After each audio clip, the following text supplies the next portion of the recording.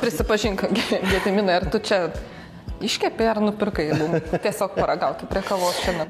Tiesą pasakius, labai didžiuojasi, kad vis dar moku padaryti štai tokių puikių, gražių pyragų. Na, nors tai yra jau kūčių išvakarės ir galbūt yra suplanuoti visi patiekalai, visi desertai. Bet dar galite iššokti šitą traukinį. Galite iššokti šitą traukinį, galbūt naujiesiam pasigaminti, o galite tiesiog pasilepinti bet kada. Tai yra toks iš dalies prancūzų klasika, lazdynų riešutų pyragas su lazdynų riešutų dakvasu ir lazdynų riešutų kremu. Labai gerai atrodo. Pats biskvitas yra pats mėgstamiausias gal mano biskvitų. Jis toksai ir morenginis, ir biskvitinis. Lazdynų riešutai. Dar vandens turi. Fantastiškas. Yra keletą tokių galbūt sudėtingesnių gaminimo etapų, tačiau kaip išvengti problemų ar nesėkmių, pasižiūrim. Maistas nėra tik maistas. Tai atradimai, tai patirtis, tai šventė. Gardus maistas gimsta iš meilės, nes jūs nusipelnote geriausio. Mums gaminti yra šventė. Senai, Gediminai, aš jau su tavim dariau desertą. Kokie tai taip pats Iš tikrųjų, tai yra vienas mėgstamiausių, galima sakyti, iš dalies vienas mėgstamiausių mano pyragų, desertų, nes aš labai mėgstu daryti pyragus su dakvasu. Dakvasas tai yra morenginis, riešutinis, toks kaip biskvitas pavadinkime. Nepatikėsi, man irgi vieni mėgstamiausių desertų yra su morengu. Labai nuo vaikystės mėgstu. Ir galima keisti riešutus, ar migdolus, ar lazdyno riešutų, ar graikinių riešutų, žodžiu, kaip nori. Tai nuo būtent dakvaso mes ir pradėsim, nuo įdomiosios dalies. Taip.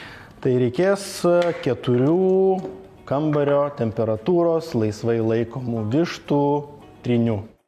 Likusių trynių jokių būdų neišmeskite, juos panaudosite gamindami plikytą kremą. Šiam morengui santykis yra labai paprastas. 2 dalys baltymo, 1 dalis cukraus. Tai yra 120 gramų baltymų, 60 gramų cukraus. Bet mes jo iš karto nededam. Prieš supildami cukrų mums reikia šiek tiek išplakti patį baltymą, kad jis pradėtų putot ir kad jis būtų stabilesnis, reikia įdėti žiupsnelį druskos. Kai suputoja, jau pasidaro tokios, sakykime, gana tirštos putos, įpilam pusę cukraus kiekio, plakam, kol nesimato grūdelių tokių, jisai greit pakankamai ištirpsta ir tada supilam likusią dalį ir vėl plakam, kol cukrus ištirps.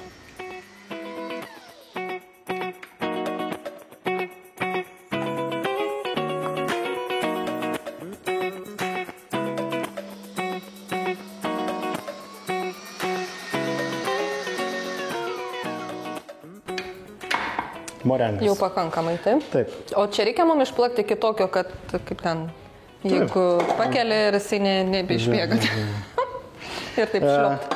Čia mums nereikia tiek daug saldumos pačiam morengė, nes mes dar dėsim riešutinius miltus. Tai viskas yra pakankamai paprasta. Kepinti lazdyno riešutai. Na, aš naudoju nuvalytus nuo labelės, galima ir šiek tiek su labelė. 125 gramai.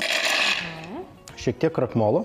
Krakmolas vėlgi... Drėgmės jį labiau užtraukia. Jisai padės išlaikyti, kai pyragas iškeps, kad jis taip stipriai nesukristų. Tai toks geras šaukštas arba 20 gramų. Ir cukraus pudros. 110 gramų. Užsaldinsim daugiau. Taip, įpilam.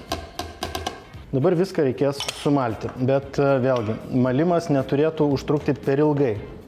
Nes kuo ilgiau malam, tuo labiau užkaista pats riešutas, o kai užkaista riešutas, jis pradeda išskirinėti riebalą.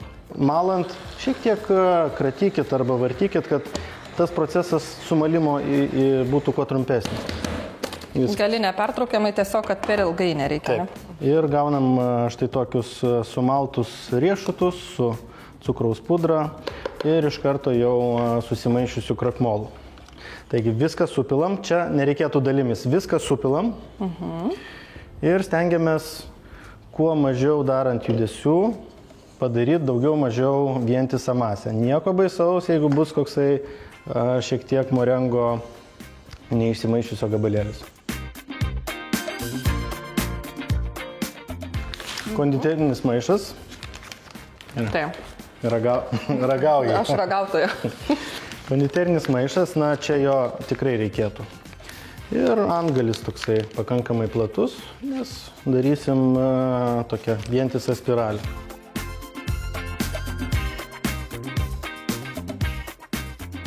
Ir keptą morengą jau, kiek žinau, tai galima iš anksto jį pasiruošti. Taip, jis gali stovėti drąsiai. Netgi patartina, kad jisai pastovėtų bent jau dieną. Kad tikrai išorė išdžiūtų gerai. Skarda. Na, aš iškart nupiešiau tokius gražius apskritimus, 18 cm daugiau mažiau. Visuomet, jeigu kažką žymytės ant sviestinio popieriaus, tai vėliau apverskite. O mes su vėjeliu kepsim ar paprastai? Taip, su vėjeliu. Tai kas irgi labai padeda, kad prilipinti? Šiek tiek, kad priliptų pats popierius, vėliau tikrai labai lengvai nusiplauna, ne bėda. Ir pradedam nuo centro, spaudžiam visą laiką vienodą jėgą, kad to lygiai išeitų masė ir tiesiog leidžiam taip ratu vyniotis. Taigi taip paruošti, sakykime, biskvitukai, morengiukai keps iki 180 laipsnių įkaitintojo orkaitėj su vėjelio funkcija, ventiliatoriaus funkcija 15 minučių. Iškepus reikia tikrai labai gerai atvėsinti. Jeigu mes juos kepsim, džiovinsim, tai gausim tiesiog tvirtą, kietą morengą su jau kietu vidum. Mums reikia traškios išorės ir minkšto vidaus.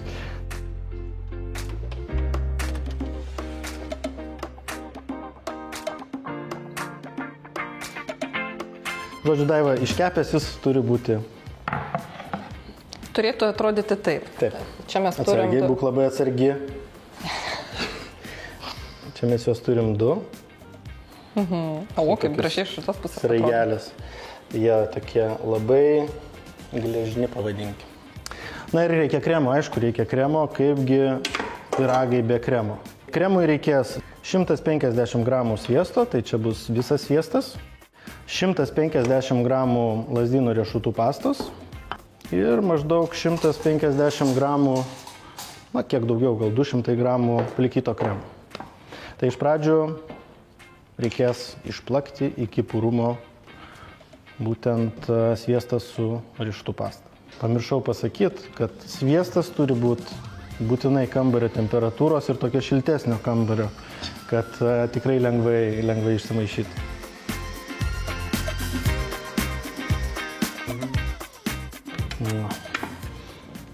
Sviestukas toks riešutinis, skaniai, ne? Bet šiek tiek per riebu. Tai plikytas kremas būtent ir atlieka tą ir tekstūros funkciją, ir šiek tiek riebumą nuima. Prieš dėdami plikytą kremą čia, reikėtų jį permaišyti. Ir tiesiog sudedam viską į kremą. Gerai, ir dabar maišom, vėlgi, kad būtų toks vientisas, laukit. Aš matau, kad tau jau tiesiog norisi kremo paragauti.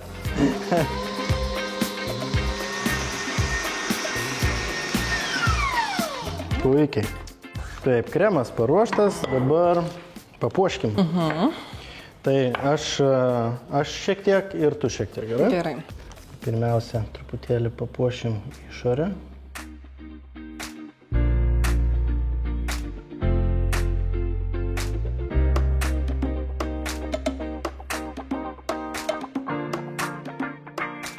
Čia riešutų tikrai turi būti daug. Na, jeigu šitas pyragas tau primena jaunystę, visom prasmėm aš labai džiaugiuosi. Prašau. Nu va, klausyk. Gražuolis. Gražuolis, tikrai, kaip iš desertinės. Nesudėtingas, bet išskirtinis desertas, kurį tikrai gali pasigaminti kiekvienas. Jeigu netyčia praleidote kurį nors recepto momentėlį, užsukite į gardu.lt, ten rasite pilną receptą, o po pertraukėlės pagaminsiu tikrai paprastą, šventėm puikiai tinkantį tokį užkandį, galima pasakyti.